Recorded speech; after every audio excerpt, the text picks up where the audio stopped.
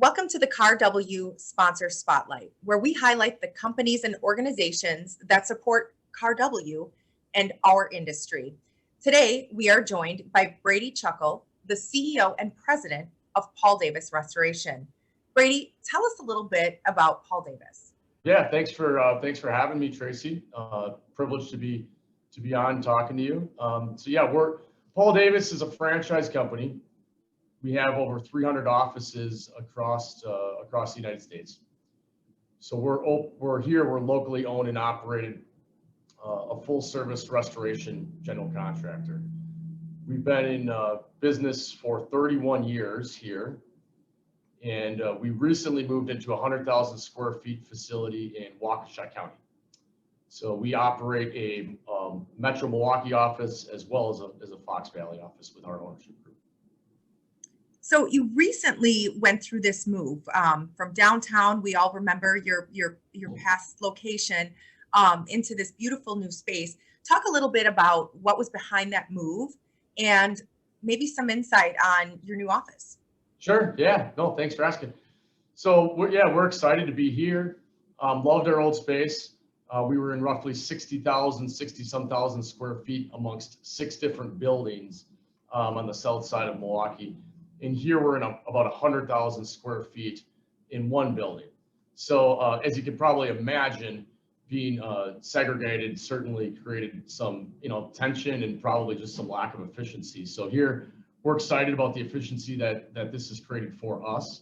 And we're really trying to gain efficiencies, practice continuous improvement. And so having this new facility that enables us to do that is fantastic. So we built out.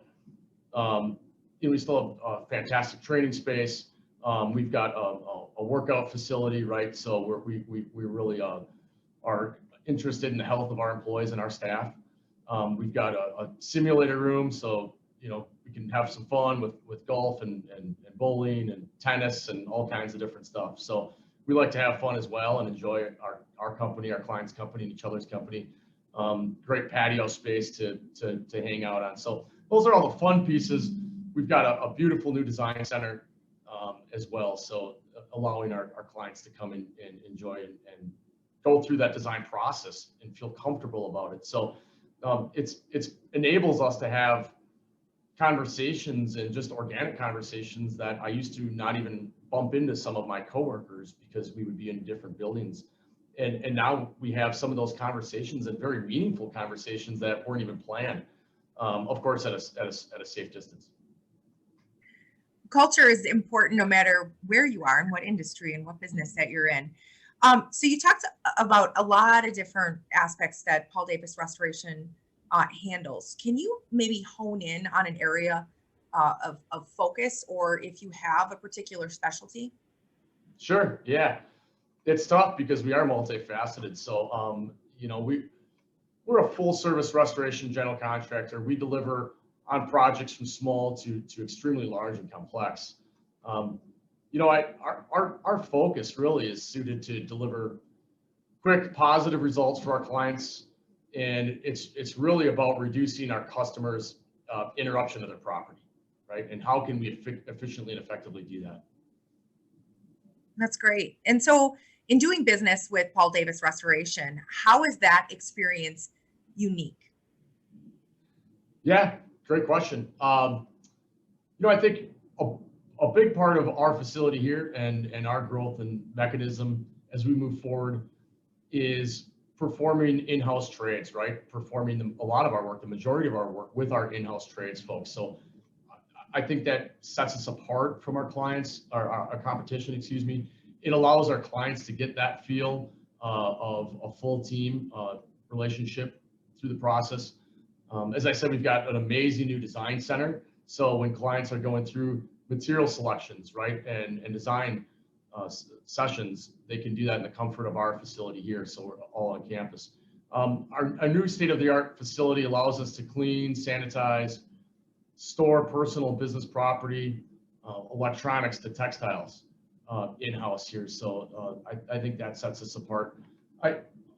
We are big on practicing continuous improvement here inside of our culture and our business. So I think that's felt through our employees, or I'm sorry, our clients. And we do that by training and education, technology advances that have been made in the last handful of years with estimating systems and virtual cameras. And we're willing to travel for large projects as well. So Great. So when you talk about working with the clients and working with the customers, how do you see your role in delivering value? Yeah. So we first of all, we have an excellent team, and we promise our clients, a promise to deliver them back to their property. And so our team helps us to deliver on those promises. We truly listen to our customers. They're looking for solutions. And usually when especially in the restoration business, when we face someone, they're usually at their worst, right? They've had a horrible event at their personal property or their commercial property, and they either need to get back to business, right? Or they need to get back into their homes. So we know that our job is to shepherd those clients back to their property quickly and effectively. So that, I think, delivers true value to our clients. At the end, we solicit feedback, at the end of the journey, and we actually embrace that. We go through those results, and that's a big part of our practicing continuous improvement model as well. So we can find out where we succeeded, where we failed, and adjust and move forward. Great. So when we talk about the past, there's a lot of things that we've looked at 2020 and we'd like to forget sometimes. But then there are a lot of things that we say, wow, this really shed some light on a new process or a new opportunity for us. Can you give us your perspective on 2020? Yeah. Why was 2020 a bad year? I didn't really know. For some people, I'm kidding, right? It was a very tough year for everyone, right? So I just think we're trying to kind of all forget it. Challenges, yeah. I mean, we certainly faced them. We moved into a new facility during the pandemic, Tracy. Our lead times on a lot of our building materials was extended, drastically extended. But a big part of our process and problem solving was working with our team and their struggles with family and their children's education that was impacted by the pandemic, right? And how do we work around that? So just like everyone, we faced some major delays, and we helped, I think, our families, right, and our Paul Davis family through those struggles. So it was very real. It still is. But so as you looked at what 2020 brought you, I mean, obviously there were a lot of people who needed restoration services or sanitation services. How did that change? Did it pick up? Did it change your business model? What was the kind of story there? Yeah, good. Yeah, so great question. I mean, yeah, certainly our residential piece of our business in March and April, we had clients and customers who were hesitant to have us coming into their home. Our commercial business stayed fairly steady, as most of those clients and customers need to get back to business. They need to get back going now. But it did offer us opportunities where we had a lack of business. It offered an opportunity for us to come in and sanitize, and we truly looked at it as a fight back against COVID, which is pretty cool.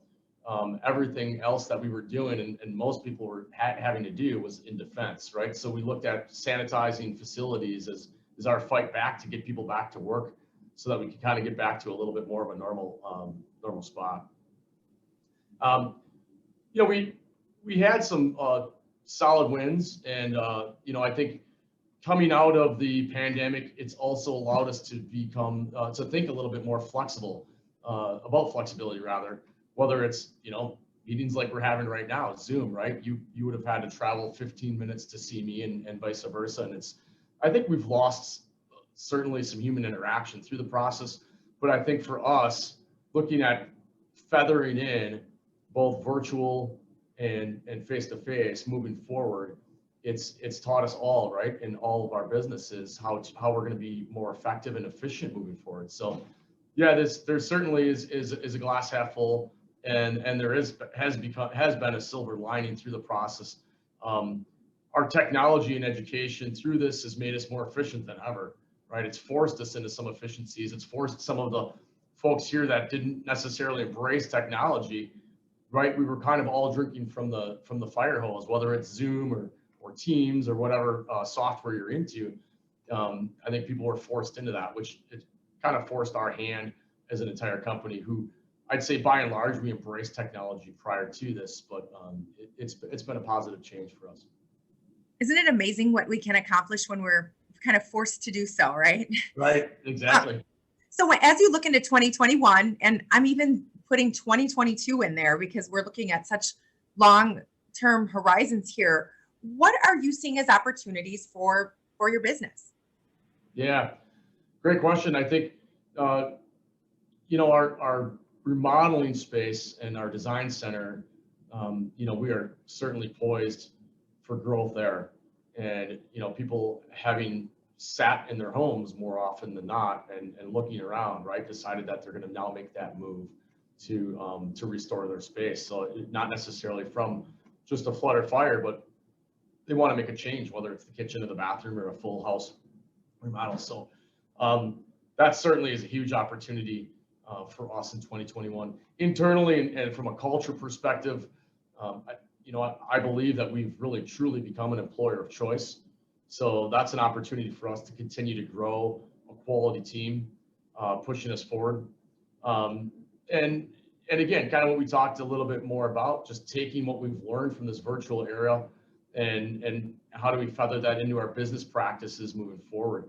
And that's an opportunity for us that we had to jump into worlds of 3D imagery and provide those images back to our clients to give them some cases an update on their project, right? And for us to walk through a bid process for mechanical trades or for our own folks to walk through virtually. So those opportunities, those advances in technology are great, just awesome opportunities for us for 2021 and to your point and beyond. Great. Final question.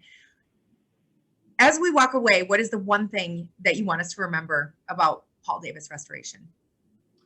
Yeah, I think, we are ultimately a very professional firm and business in a world of uncertainty. When we walk into a project, it's absolutely uncertain, right? So, we think quickly, we think on our feet, and we're looking for solutions, and we truly listen to our clients, right? Trying to find that solution for what's best for the end user, which is, the client. So.